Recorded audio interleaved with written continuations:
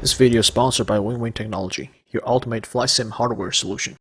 Hello everyone, I hope you're all doing very well. It's the 17th of December 2020 and the DCS Christmas patch is out, and it's a big one, lots of important stuff. So we've picked out what we consider the most important things from the patch notes that we think most of you need to know about.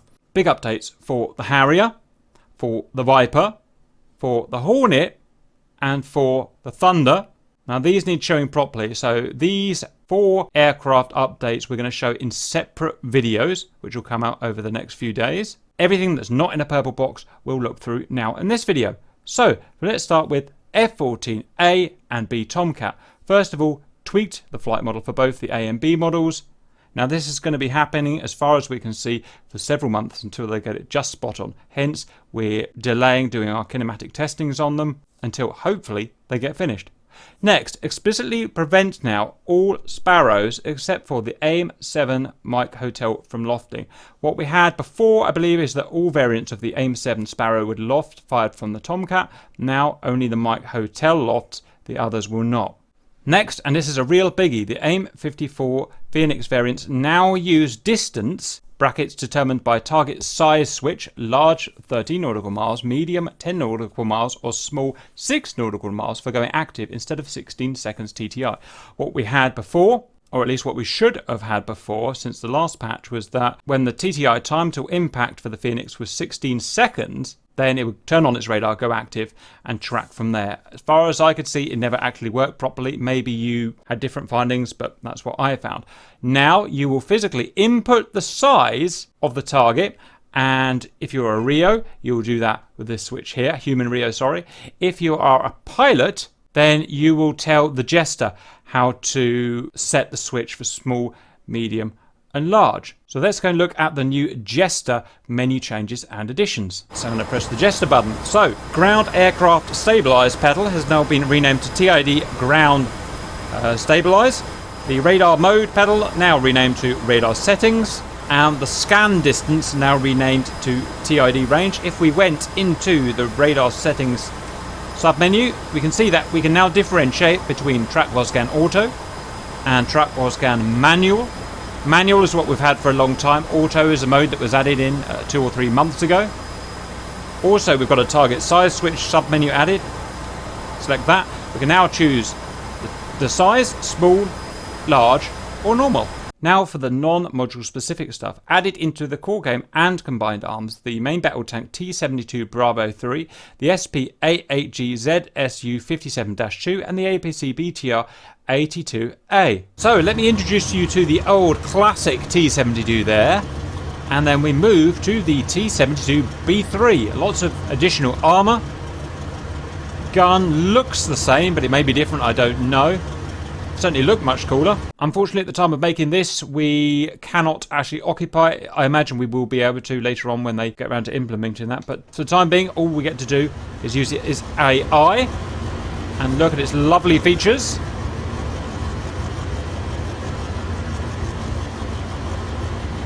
Top quality mesh. Next, we're on to the mighty ZSU-57. Look at this beast. Pew, pew, pew, pew, pew. Are they 57mm cannons, RC? Correct. I'll put it next to an old school ZU-23 just to see how much difference the damage is going to be. So if I jumped myself in a ZU-23... These are visual aiming only. Roger. Not much damage being done. Now let's go and see a ZSU-57-2. Holy bananas, look at that. Can you see that, RC? You do not know. Oh, they're big. I suppose you can't actually. Still no damage. Are they high explosive? They must be high explosive, mustn't they? I believe so, and I believe they're at some point they're supposed to get a proximity fuse, but I don't believe they have it yet. Is this strictly air to air? Yes. Oh, well, even though they're a high explosive, yes, they are high explosive tracer. Even though they're a high explosive, I'm blowing heavily armored IFEs up. So, yeah, well, 57mm shell will. You're right. Make anybody have a bad day. What a beast. Let me have a look at that from the outside. Get some, baby. Boo, boo, boo, boo, boo. Wow, what a beast. Okay, and the mesh itself pretty top notch. Okay. I mean, one 57mm shell is going to blow any plane apart, isn't it? Yeah, it does pretty devastating damage. Okay, let's move on. We've got the new style BTR. So we've got the old style BTR, which I'm sure you all know and love. We've got the new style. So this is the one, I believe, from Armour 3 that we see. And it's got this thumping great cannon on it. I don't know what size it is. In fact, let's go and find out. I'm just going to have a look at the mesh. It's a 30mm, right? 30mm, I don't know. I've never paid any attention in Armour, to be honest. Oh, amazing looking mesh. Seen the mesh on it. They get so detailed on it.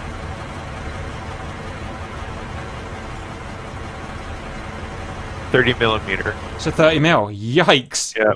14.5mm machine gun and a 30mm. Let's see what a 30mm got. High explosive. Let's just have a little play. Yeah, I think it's only high explosive, so presumably this is not anti-tank. Boom. Oh, it's properly fully auto. Yeah, it's an automatic. Okay, high explosive is not going to do much damage to a armoured IFV, but still, you do not want to get in the way of that. New. They were introduced in 2009. Roger. I haven't got my controls set up on wing, so I can't drive it around, but okay. Very good. I'm just going to quickly test if the ZSU-57 is automatic, because I didn't test it. Yes, it is. But the magazine's quite small.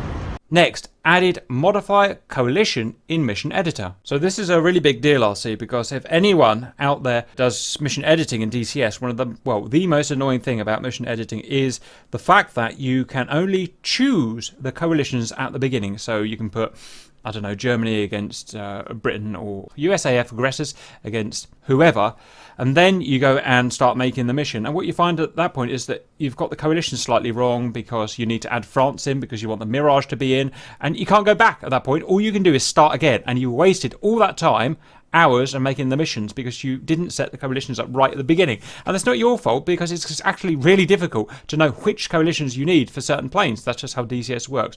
Incredibly frustrating. They finally got it working so that you can change coalitions at any point. I should say there is an aftermarket mod that's been allowed you to do this, but you know, without using mods, we can now do it. And so I've got a mission here I set up earlier, and if I all of a sudden want to change, I'm going to click on this guy here, brand new button, and it's simply going to be a case of I move things about, is it, RC? So I move Bahrain onto red, Austria onto red, Algeria onto blue. That solves my problems with which planes. Okay, and bosh, done. Next, they've introduced the GBU-24 Paveway 3 laser-guided bomb for the Hornet. Now, the GBU-24 is a Paveway 3, 2,000-pound laser-guided penetrator bomb. It's been in DCS for a long time, years as far as I can remember. I remember it's always been on the Mirage 2000, as it still is, and it's never worked. Never worked until now. Could never figure out why. Also been on the Tomcat, and I can't remember whether it worked on the Tomcat. It's now been added to the Hornet. It's working properly in the Hornet. I'm going to do another video on that. Presumably it's now working on the Mirage. Presumably that is why it never worked, because they were waiting to implement it properly. I'm going to have a guess. So it's in now. We'll check it out on the Hornet. And fingers crossed it's going to work on the Mirage and the Tomcat. Next, changes to the AIM-120 AMRAAM series of missiles. So, under the heading of Active Radar Seeker Bug Fix/Improvements. First, fixed the home on jam logic. Missile will switch between home on jam and active modes if the target is lost. Now, I'll be honest, I don't know what it used to do, but that's the behavior now.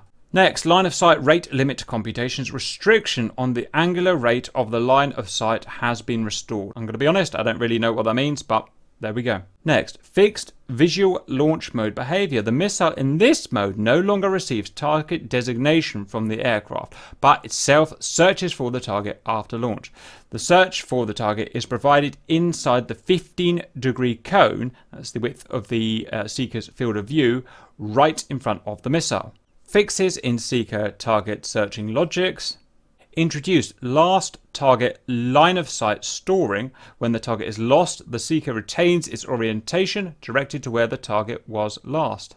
Data link, and this is a really interesting one. A fighter missile line of sight check has been introduced. This seems to suggest that we have AIM-120 control by data link. Now, as far as I was aware, that wasn't actually a thing in DCS. So I'd love to know your feedback, whether we actually have any kind of missile control by data link, Link 16 as it stands. Maybe it's got past me somehow. Fixed periodical desynchronization of chaff lock in multiplayer. and the AIM-7 Sparrow series, most of the above changes applied to Active Seeker were also applied to the semi-active Seeker, so that's the Seeker of the AIM-7. New damage model improvements. We showed a video showing the various improvements last time. We showed the Warbirds. We've had a load more. We won't cover it again properly until they're finished now, but this is what we've got: multi-engine aircraft support, AI reaction on different damages, visualization of fuel leak stops now when the fuel runs out, removing control surface disproportionately reduces the size of connected oil airfoil, that's now fixed. Next, bearing damage model is added to the A8 and the P47 radial engines. Now, we're not sure what that means. We assume it means the internal, kind of crank type bearings have been added, but we stand to be corrected. Let me know if you know any different. And finally, stutters on hits to the fuel tanks are fixed. And finally, some really awesome improvements to the mission editor. So the leader of the group on the map will be indicated with a digit 1. So this fixes something that's been really annoying for ages, and it's great. So you've got your ground unit there, whatever, it doesn't matter what it is. I'm going to spawn a load more. That is all part of that group, and you can move them around like that. Now, if you want to move the whole lot, you have to identify the leader, the number 1 unit, okay? And you could never figure out what was before. If you had 50 of them, you'd have to go through every one. I'm trying to find out which one was number 1. Now number 1 says number 1, so you can just drag it like that and do that. So a really useful tool for us mission editors. Unable to delete unit from within a group in mission editor, fixed. So let's say you've got a group of ground units. Here is the lead, and here are his siblings, if you will. Now remember, even though they're part of the same group, they can be different types. So this type is a Humvee, and the rest are APCs. Now, what if we wanted just to delete one of them? Before we couldn't. We had to. Well, it's kind of difficult to explain, but you had to delete all the ones above it until you got down to the one that you wanted, and then you could delete it. It was just, stupid. Now you can select the one you want. I don't like that one there. It's a little bit ugly, and I'm going to go delete. Ping, removes him and reformats the rest so that, reshuffles the rest. Or, even more cool, how about part of this group, I want that particular unit there, which I think is unit 3 there. I want to add another one at that point of that type. I'm going to go select it, press plus. I've now got 4 and 3 now added in, and everything else reshuffled of that particular type. That is incredibly useful. It's just good programming. That's exactly how it should always been. Really good tool. Cool. Ability to copy and paste coordinate info via mouse position. I want to know the exact position of that tree there because I want to blow it up or whatever, okay? Usually I would have to put my mouse in the position there. Then I would have to read off the bottom of the script, put it in the right coordinate format, and then write it down with a pen. Basically, it was impossible. Watch this now. Right, control, and Yankee. Ba-ba! All of the coordinates, metric, lat long, precise lat long decimal, and MGRS grid. And I'll take the one I want, right click, or just control and C, and paste it wherever however you're going to use it. Just useful, good programming, like it, thank you. GUI input, better folder management while saving input profile. Back in game, options, controls. Some interesting features been added. Disable hot plug here, so we can disable DCS's ability to detect a new device. I don't know why you do that, but that's there. Rescan devices, which we're pretty sure if you put something in, a new, I don't know, pedals or something, then you can rescan to detect the new device without going out of game, which was a real pain in the butt. We're pretty sure that's what those mean. We've also now got a clear all button here. Just be very careful because we presumably it's going to do exactly what it says in the tin by clearing everything. So just be really super careful before you press that button. The thing that it said with the change in the GUI, we can only think it's for loading a profile. We may be wrong, but saving a profile. So if we wanted to save a profile or save a profile there, we would go here and find somewhere to put it and type in a name and save it like that. Now, I can't remember what it was like before, so I can't tell you how it's different. So I've got not much use to say there, but if you know, please let us know. And that's that. And finally, let's go out with a boom. Wire stroke for helicopters doesn't work.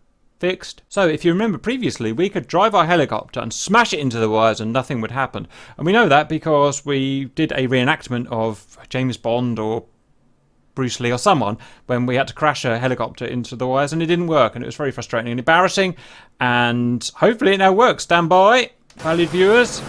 Ba ba ba ba ba ba ba ba ba ba ba ba ba ba ba ba. Yay! SpaghettiOs! I chopped my rotors off. Right. Cool.